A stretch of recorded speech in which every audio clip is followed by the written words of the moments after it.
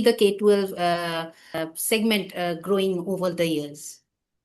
The K-12 segment is bound to grow for sure, because I'll tell you the trajectory. When I joined in 11, the education sector or S-Chand in 2014, the education industry and the schools and everything was very different than what it is today. Post-COVID, a lot has changed because of the hybrid and the digital influx in the education industry. And then there is another shift that we've seen in the last 2 years after COVID had settled in, wherein because during the COVID time, it was primarily the digital or the online education mode that was so predominantly promoted, and it was said that, oh, going forward, online education is what it would be, and print or books and stuff like this would gradually dip or vanish. Contrary to that, it didn't happen like that. Everybody was saying, oh, please transform to the online thing, because we were primarily we are a print publisher, right? We are a content generator, and it was primarily to do with books, because that's what we have been doing for past 85 plus years. So that is our strength.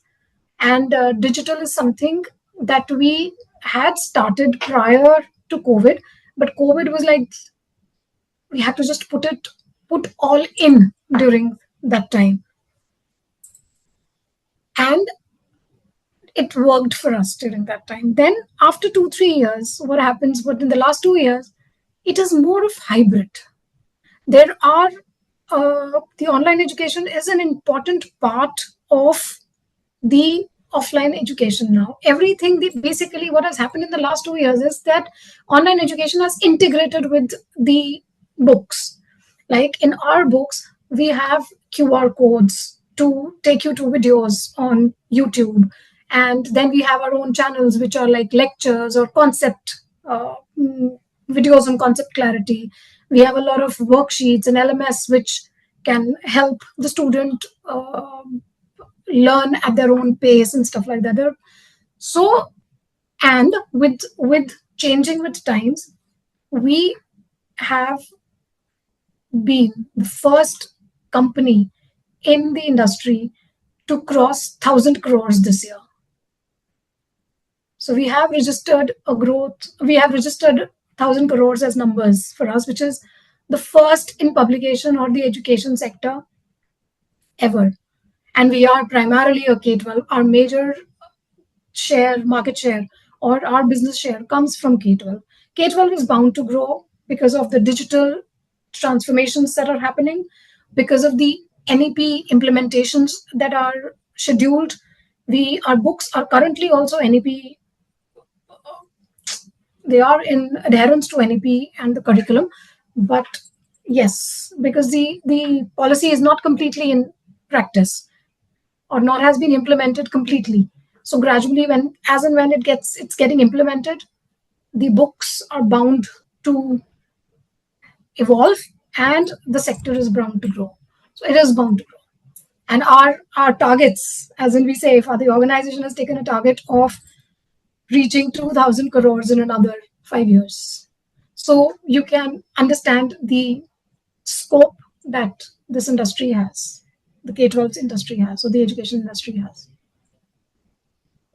Okay. Related to that one, AI being the powerhouse in the education sector also. So how is the brand keeping up with the latest technologies? See, there's a lot that is being implemented. Our books are integrated with Google tools now. We are coming up with books which are integrated with Google tools. See, completely integrating AI would take some time, because it's also shaping up, and a lot has to be done in conjunction with the school, because as far as the industry is concerned, we are not just one stakeholder. We have multiple stakeholders so we have to encompass everything. The school has to accept the change.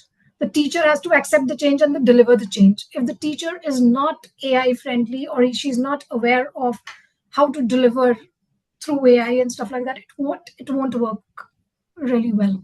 So a lot of teacher trainings and stuff like being that are being done, so that the teachers are also open to moving or AI being an important part of delivering learning outcomes. Is it something that is helping in the data insights or something? But I'm not too sure about that because I have not pulled out that data, to be very honest with you. I have not pulled out that kind of data. But whatever feedback that we get from our sales team and the men on ground, it's it's picking up pace, but it will take some time. Like teachers are now have adapted to use Chat GPT to create lesson plans, and they are using those kind of basic tools to generate lesson plans and assess, to figure out how can they create assessments, grading systems and assessments, so that every student is catered. Like a child, every child is learning as it's is has learning is at their own pace. Every child doesn't learn. So a lot of teachers are adapting and adopting tools which can help them cater to 40 students in a class at their own pace. Yes, it's picking up, but it will take some time. Previously, son how is Chand used to be a print model first, and then it became a digital one. How was the transition all about? Could you tell me? See, when I joined in 2014, there was the digital transformation or the digital advent and had already started. We had a tie up with a US brand, Harcourt, which was working with us on the digital front. By We started with smart classes and maths labs and science labs, which were the digital offerings at that point in time, because then this online learning was not such a fad. The online learning fad happened in 2000, when prior to COVID had hit. So during that time, then we had, okay, in 2017, what we did was the first thing in the industry that we did. We had a lot of educational content in terms of videos, the digital content that we had because of the tie-up with Harcourt. We had embedded those videos in our books, with mapped them to the concepts, and we had uploaded them on YouTube. So what, in 2018, 1918 primarily, the child could scan a QR code in the book, and it took him to the video if he wanted to understand the concept. So that is primarily, which was 2017-18, was where we started with the online education bit, which is huge today. So we were the first in the industry to embed print books with digital videos, and then we launched an app which was with specific books, because we were also trying and testing the market, because digital education needs a lot of money in terms of tech and in promoting it and stuff like that. We did an app called LearnFlix, which was primarily for the K-12 segment. It had assessments, it had all the concept clarity videos. Everything was packed in that, and we primarily uh, worked and promoted that app during the COVID times, and the teachers were using that app to teach in the schools that we were associated with. And today we have Google enabled books, and AI also is something also that we are kind of working on internally. All right. What are the recent campaigns that you have done for the brand, and how are they helping the brand to engage with the users? Oh, yes, we are primarily a B2B organization. We're not a B2C organization, right? So the in the last 11 years, the cultural shift that I had to do here is the brand campaigns to brand campaigns in B2C. We are not talking to the customer directly. The customer is my end user. He's my user, but he's not my buyer. My buyer is a school principal or a teacher, or for that matter, a distributor who is getting my books listed in a school. Our brand campaigns are primarily brand activities, if I can put it like that. Uh, when I had joined, brand campaigns or brand was not a very thing in the industry, because most of the people in this industry at that point in time didn't really understand the need or the what brand adds to the product. Or fortunately, our management was open enough to accept the brand ads, and there's a brand goodwill that adds to the sales and the overall numbers as well. Our brand campaigns for the past 9 years are two activities, and those activities have fetched us immense respect and immense ROI in terms of quantity also. So basically, those two activities have contributed qualitatively and quantitatively to us.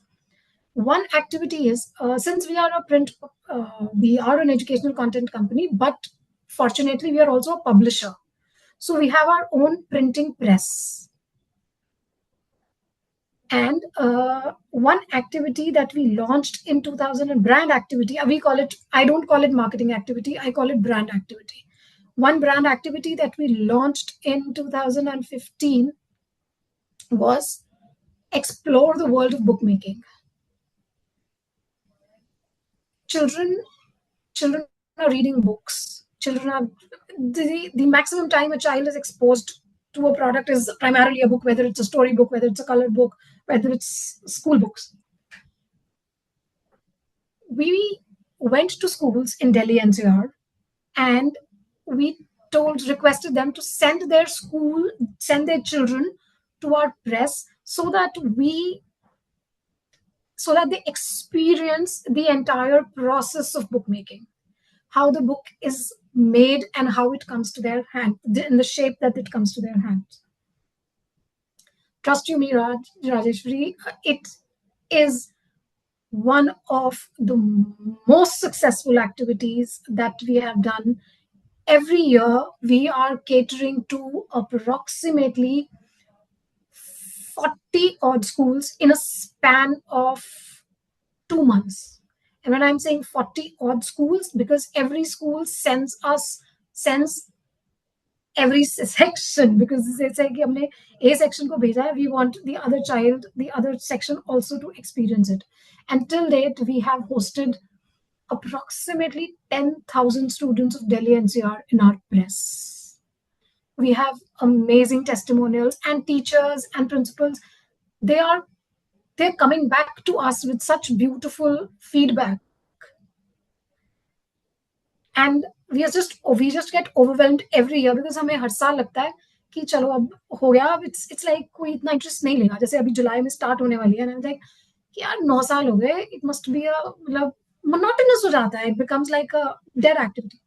Trust you me, we have a retention percentage of approximately 30%.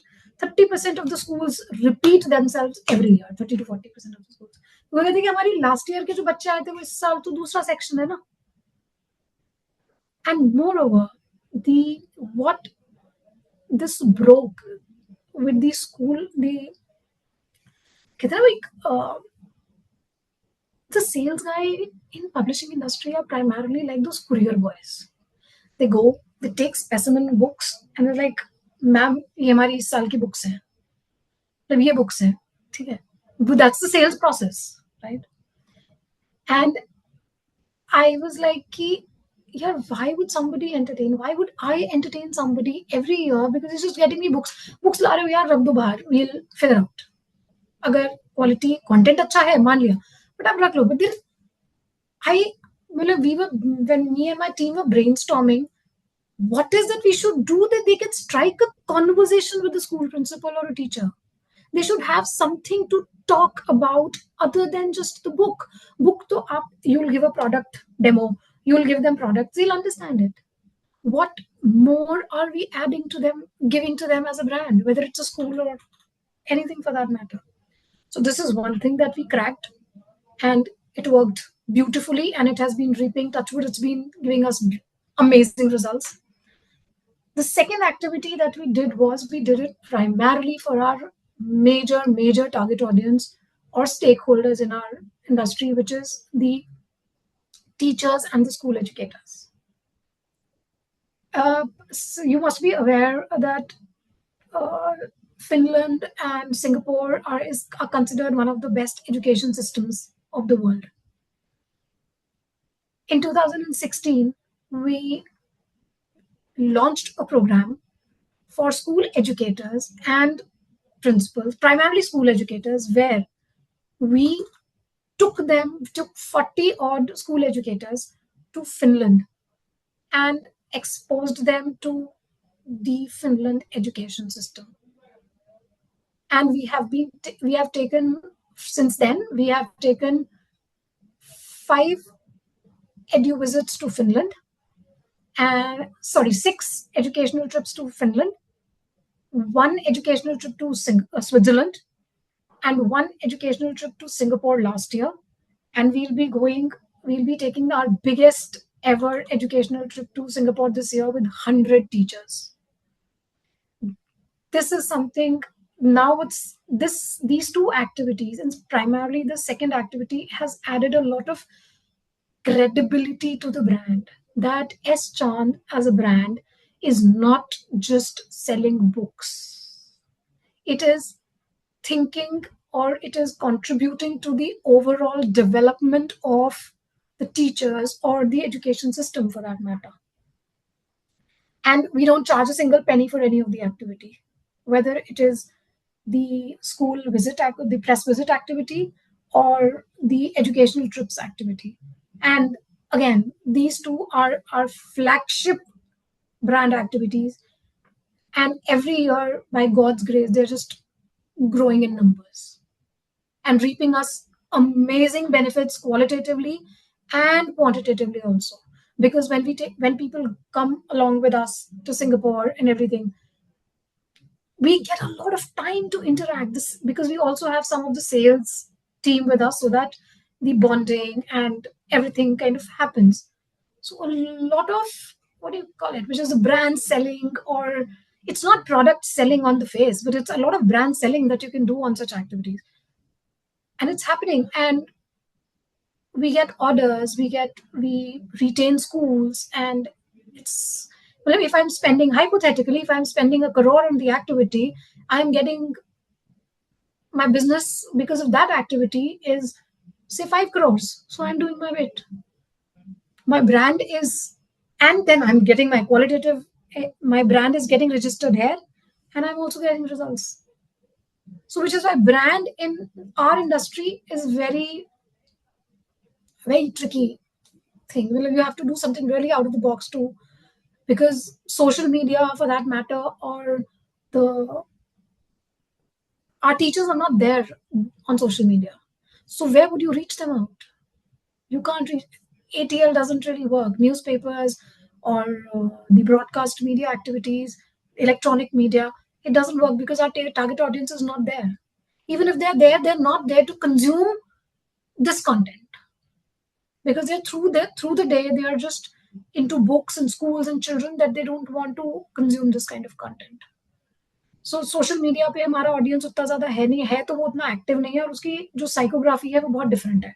तो अगर उसकी psychography के perspective से मैं उसको social media पे reach करने जाती हूँ, तो वो उसने हमें रिजल्ट्स नहीं दिया. We tried that, it doesn't work for us. LinkedIn पे भी टीचर्स हैं, but again not to that degree. We don't find them. No, it's a very small number.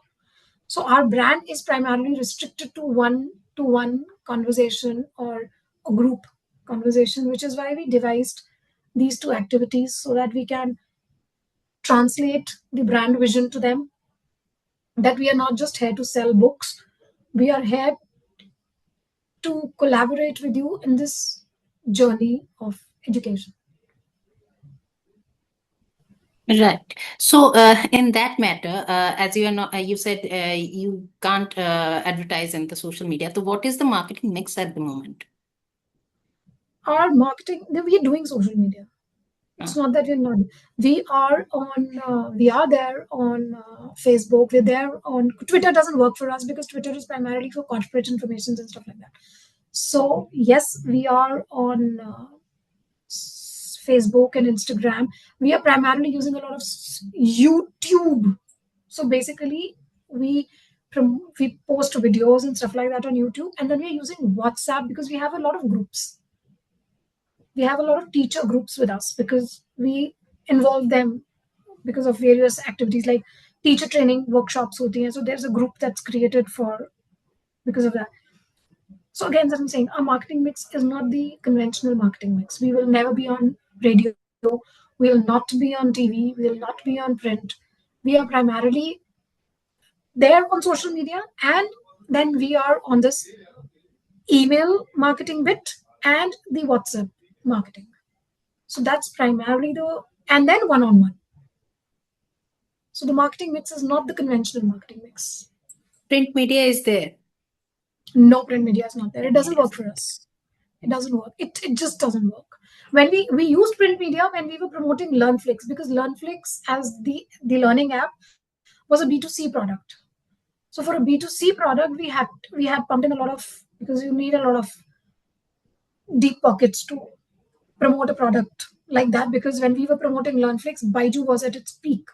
And the kind of money that Baiju was spending, we were nowhere close to it. So yes, we used print media during that time, and it kind of fetched us some results.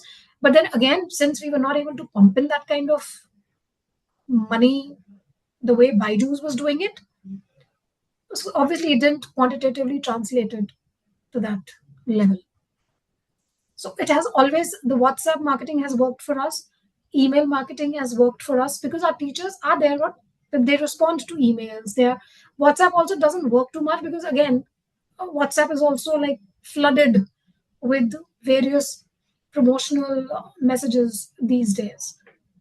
Social media is there. We promote our professional development because one of our wings, one of our group company, Estron Publishing, does a lot of professional development programs. So we're promoting that on our social media channels and on YouTube, and that is primarily how what we are doing for our marketing mix. Are these activations pan India available? Yes, they're pan India. All right. The educational trip is primarily pan India. It is pan India. As far as the press visit is concerned, press visit, because our press is located in NCR, which is Ghaziabad and Saibabad. So that activity is primarily to the restricted to areas nearby. Like we get schools from Meerut, we get schools from Gurgaon, Faridabad, Rewari, Bhiwani, but then not very far off. Basically, any school which can travel uh, in say 5 6 hours, attend like total 6 hours, attend the activity. So that's how it works, because we have been getting requests for uh, opening it pan India, but I don't think it's logistically possible because 40 students for even a day in Delhi, how do you host them? How do you cater to them? It becomes like a huge challenge. It becomes like a huge challenge. All But right. whether the other Yes. activity is has school the delegates are from international market as well, which is the uh, Middle East, because we have a lot of penetration in Middle East. So for our educational trips, a lot of delegates are from Middle East as well. So it's a national and international presence both. All right. This is my next question. What are your international footprints? Our international footprints are primarily in Africa. A lot of books that go to Africa. We have it in Middle East is our major market, and we had a lot of Pakistan had a lot of we had a lot of huge market in Pakistan, but then because of the trade issues and the political issues, that market is kind of dead. Nepal is a market where we cater to, and we also have a decent market in Bangladesh, kind of, but primarily Middle East. The biggest international market, majority stake comes from Middle East. Sri All Lanka right. was also a market, but then again, these countries have their own share of turmoils. So a lot of numbers have dipped. Mm. Any new campaign in the pipeline? And no brand campaigns, particularly not. We are just gearing up for both the activities because July to September, the press visit would start, and August end in September, we'll have our annual educational trip to Singapore. And this year we are taking two groups rather than one group. So these are two prime. We are like kind of gearing up for All this. right. Last but definitely not the least, tell us about your professional journey. Uh, okay, I started my career as a in a media agency. I used to I was a media executive, and I used to help my manager buy media and place ads and stuff like that. And then I shifted to client servicing because I was really bad with numbers. Really sorry. I used to sometimes goof up those 20 beast by beast ad and solar by solar ad. I was just not very good with numbers at that point in time, and I didn't have that kind of interest in media buying because I didn't used to negotiate that well for rates during that time. And then I had interest in client servicing because I used to like interpreting creatives and stuff like that. So I was like, I'll be happy doing that and making presentations and doing that. So I shifted to client servicing. And then for from 2004 to 2008, I was primarily in the advertising sphere. And then I was handling a client. I was servicing a client called Amar Ujala. If you know, Amar Ujala is a newspaper brand. So I was the client servicing representative for that brand, and my client hired me as a brand manager. So I shifted from the advertising side to the client side. And then I worked as a brand manager with Amar Ujala from 2008 till 2014. And then I wanted to shift the industry because I thought that to try something else because it's been primarily B2C and stuff like that. So then I got this opportunity and I shifted. And so far, 11 years, 2014 to 2025, the journey with Estron has been amazing. A very, an amazingly learning journey. I've learned a lot in this journey. What I've learned in the last 11 years, uh, I would say that not in the earlier phases of my career because it's a very very different industry. It was a culture shock for me because advertising is a very different kind of a culture, and then coming into an owner driven organization which is again primarily a very B2B, and today schools के साथ interaction ज्यादा है. पर जब मैंने join किया ना तो डीलर वीलर वाला चीज बहुत ज्यादा होता था, वो डीलर के साथ ये सब ताम झाम, तो कल्चर शॉक था, वो बहुत बड़ा कल्चर शॉक था. To sail through that, to adapt and survive and shine is something that I've learned in Esther. Priya, that was amazing talking with you and get to Same know all about Eschand and group. Thank you so much for these insights. Thank you Thank so you so much for much. your Thank you time. so much for the opportunity.